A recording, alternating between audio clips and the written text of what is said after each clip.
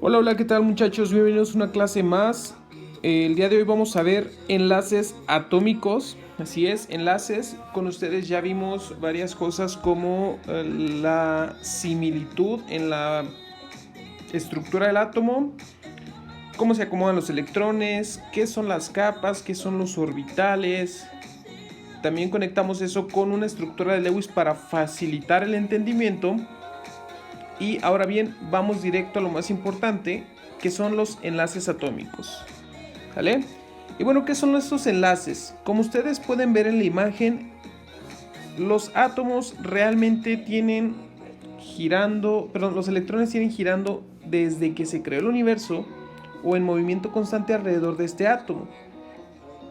¿Qué es lo que pasa aquí? Que estos átomos son inestables, buscan la estabilidad completándose con otros elementos. Si esto no existiera, no podría existir la vida, ni siquiera los planetas tal y como los conocemos, porque gracias a esa necesidad de buscar la estabilidad, se empezaron a formar los compuestos. Y precisamente los compuestos no son nada más que la unión de átomos entrelazados. ¿Cómo que se entrelazan? Imaginemos que estos electrones empiezan a girar por aquí, ¿sí? Pero llegan a cruzarse con el orbital del otro y siguen girando, como si fueran en esta dirección, ¿verdad? Entonces, esto permite que los compuestos, los elementos estén totalmente entrelazados entre ellos y que formen estos compuestos totalmente estables.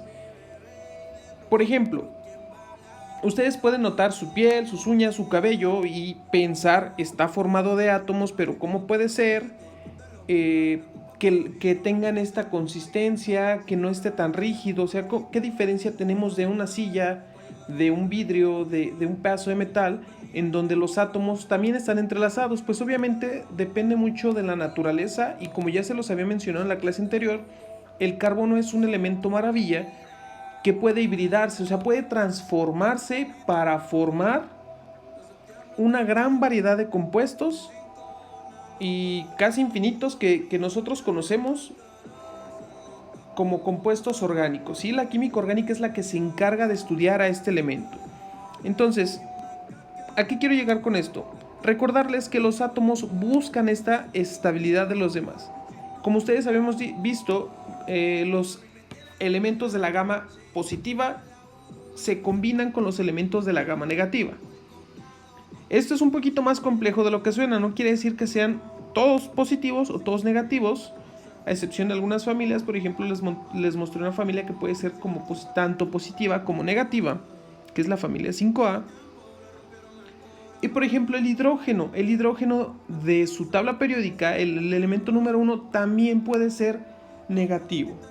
Así es, quiere decir que si se queda sin electrones, o no se queda, perdón, como tiene un espacio para que pueda entrar un electrón en su segunda capa, entonces también lo puede aceptar.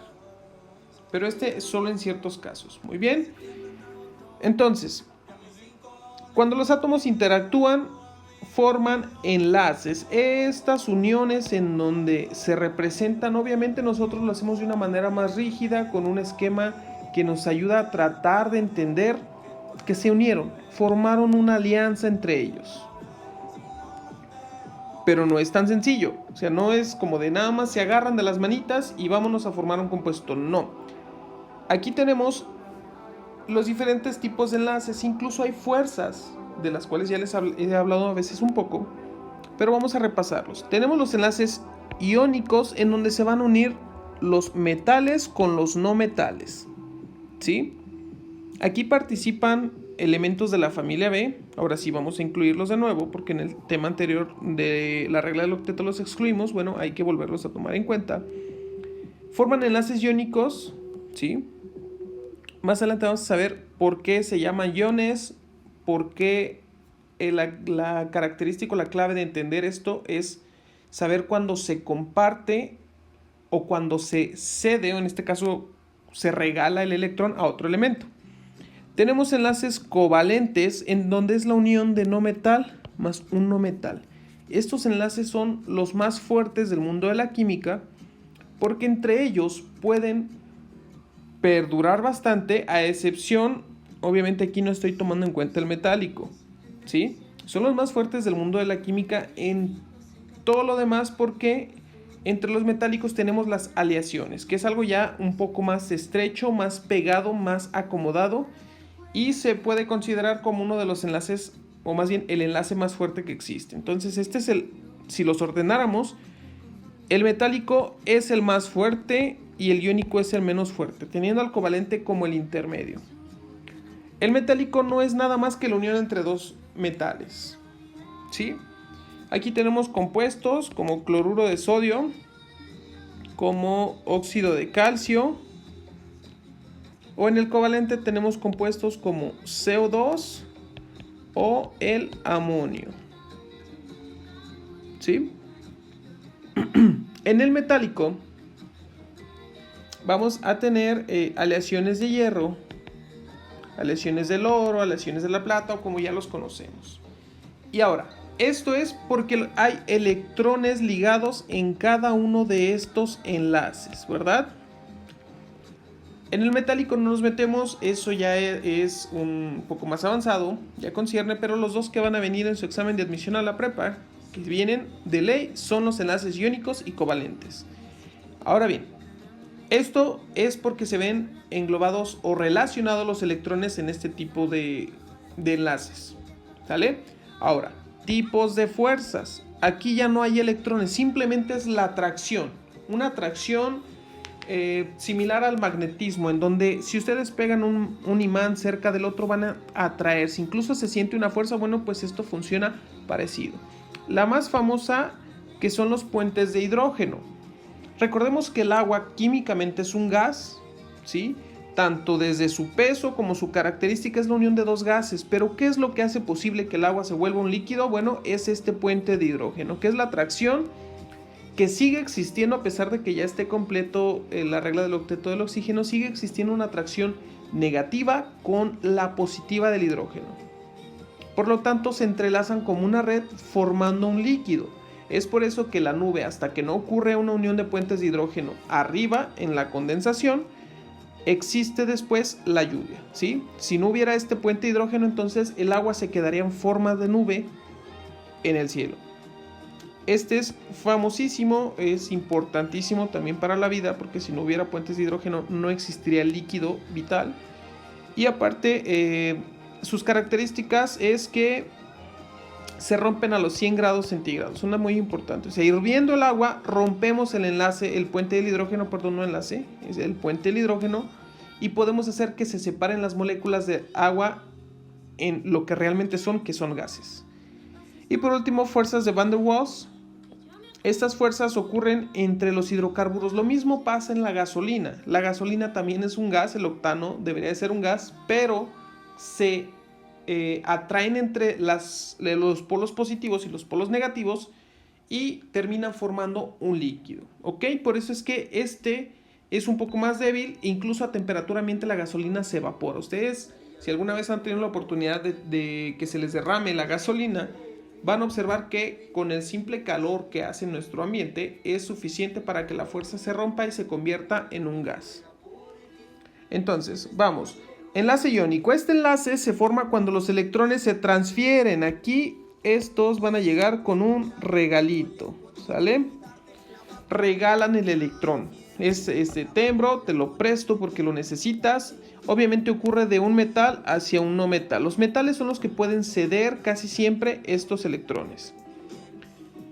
Esto se hace completamente de un átomo a otro, y durante este proceso un átomo pierde electrones y el otro los gana, entonces se forman iones y estos iones se van a mantener unidos.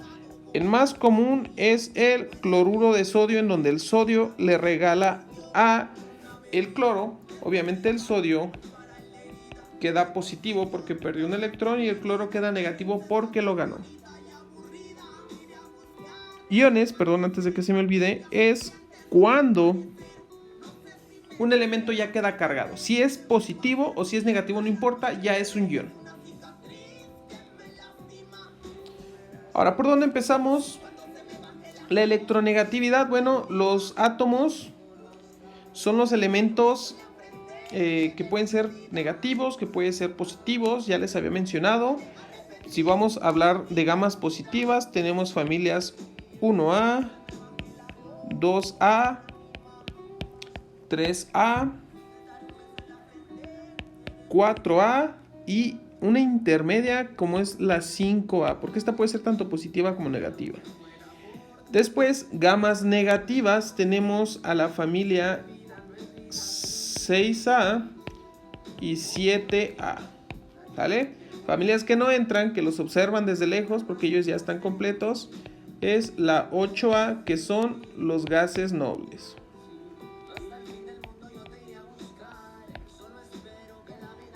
Y al igual que en la vida, esto es casi una ley, los opuestos se atraen. Entonces yo no puedo unir dos átomos positivos, ¿sí? O dos negativos, simplemente tengo que unir, o más bien se van a buscar entre positivos y negativos. ¿Qué vamos a necesitar, para poder entender esto? Bueno, nuestra tabla periódica es nuestra herramienta, es nuestro mejor acordeón.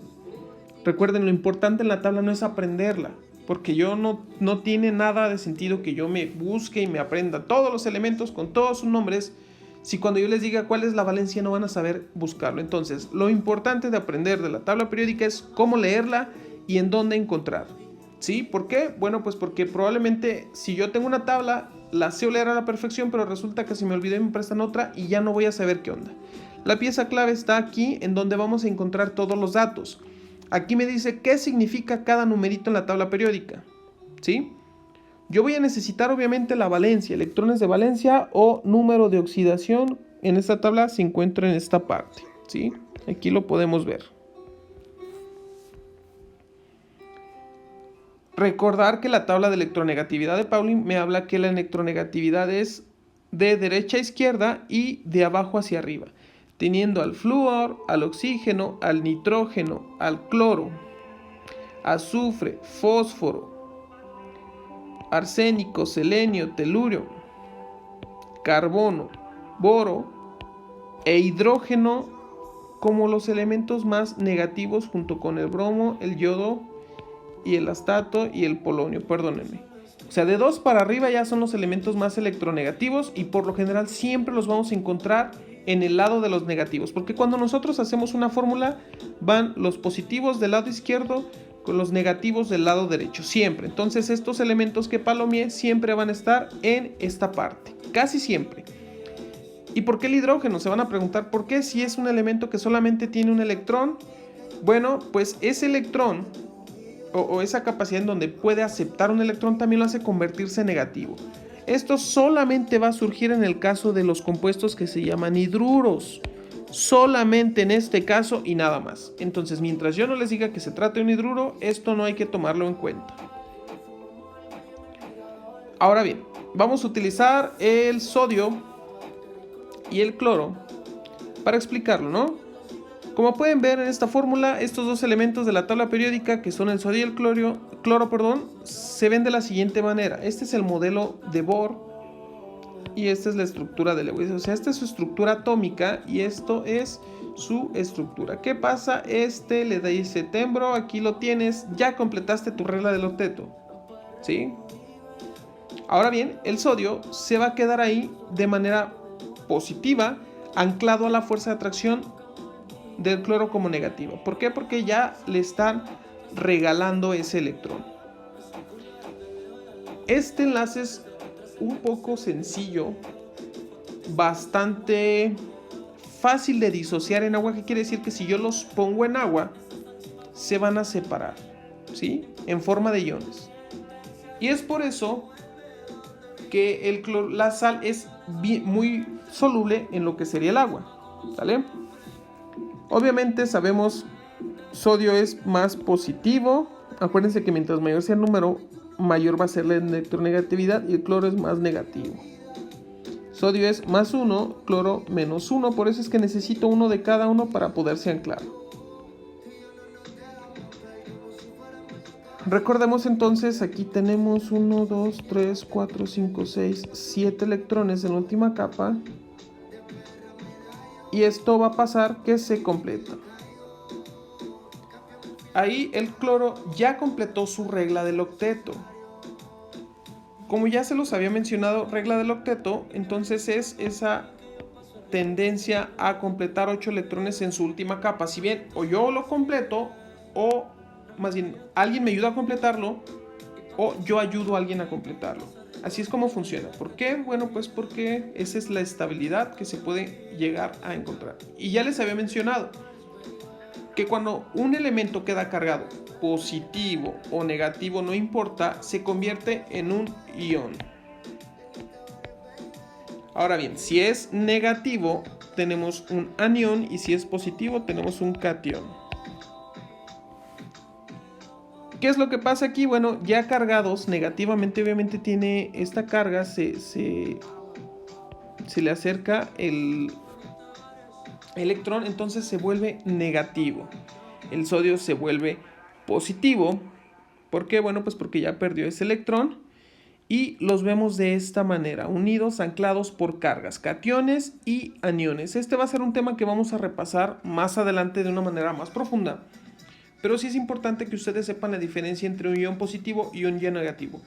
Y obviamente aquí tenemos la representación del electrón que le regaló, que le cedió el sodio al cloro. Esto es el tipo de enlaces iónicos. ¿Por qué se llama iónico? Bueno, pues porque se forman iones, cationes positivos, aniones negativos.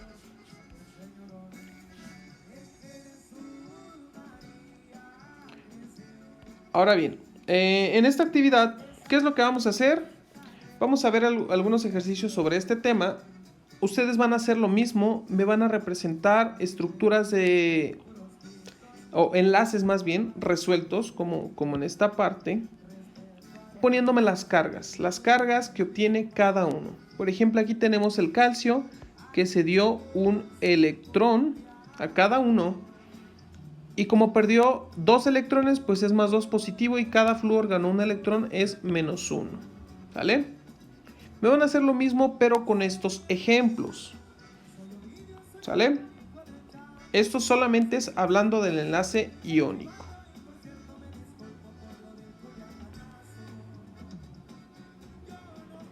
Ahora bien, ¿qué nos faltan? Enlaces covalentes. Los metálicos no los vamos a ver. Y vamos a entrar ya de lleno en lo que son formación de óxidos, formación de hidruros, que sería formación de compuestos, que también viene en su examen de admisión. Bueno, muchachos, hasta aquí la clase de hoy. Espero les haya gustado. Si tienen dudas, nos vemos en su sala de Classroom. Adiós.